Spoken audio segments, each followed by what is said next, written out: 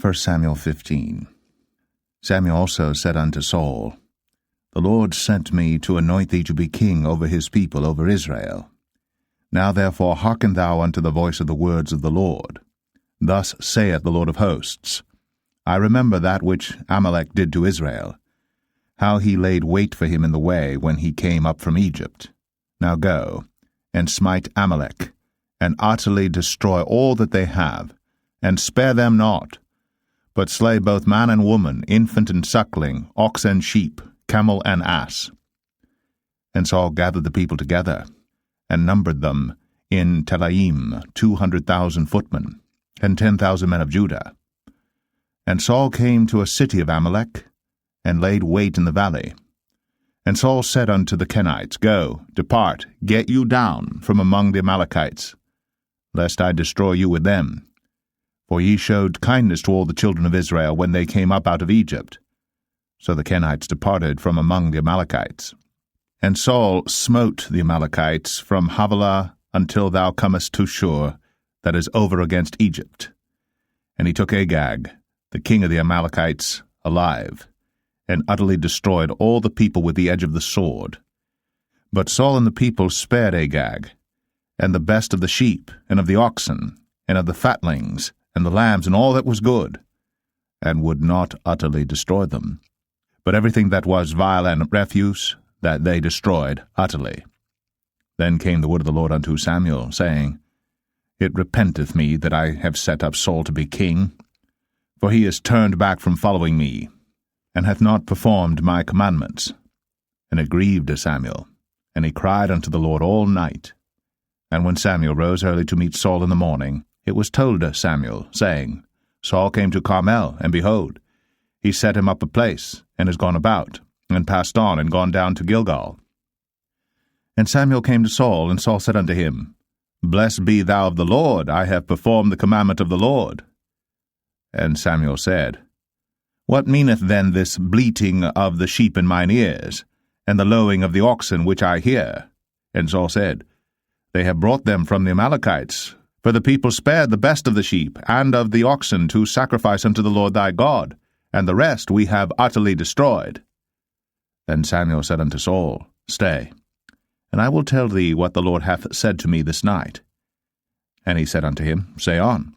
And Samuel said, When thou wast little in thine own sight, wast thou not made the head of the tribes of Israel? And the Lord anointed thee king over Israel?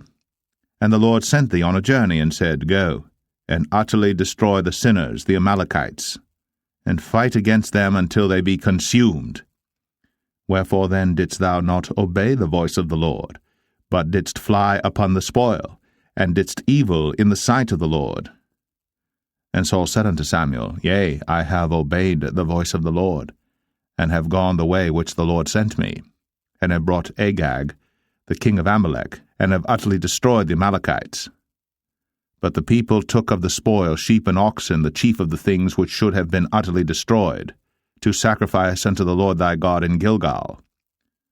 And Samuel said, Hath the Lord as great delight in burnt offerings and sacrifices as in obeying the voice of the Lord? Behold, to obey is better than sacrifice, and to hearken than the fat of rams.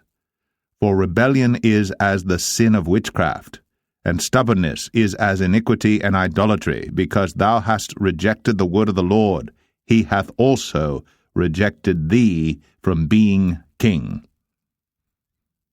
And Saul said unto Samuel, I have sinned, for I have transgressed the commandment of the Lord, and thy words, because I feared the people, and obeyed their voice. Now therefore, I pray thee, pardon my sin, and turn again with me, that I may worship the Lord. And Samuel said unto Saul, I will not return with thee, for thou hast rejected the word of the Lord, and the Lord hath rejected thee from being king over Israel. And as Samuel turned about to go away, he laid hold upon the skirt of his mantle, and it rent. And Samuel said unto him, The Lord hath rent the kingdom of Israel from thee this day, and hath given it to a neighbor of thine, that is better than thou. And also the strength of Israel will not lie nor repent, for he is not a man that he should repent. Then he said, I have sinned. Yet honor me now, I pray thee, before the elders of my people and before Israel, and turn again with me that I may worship the Lord thy God. So Samuel turned again after Saul, and Saul worshipped the Lord. Then said Samuel, Bring ye hither to me Agag the king of the Amalekites. And Agag came unto him delicately, and Agag said, Surely the bitterness of death is past. And Samuel said, As thy sword hath made women childless, so shall thy mother be childless among women.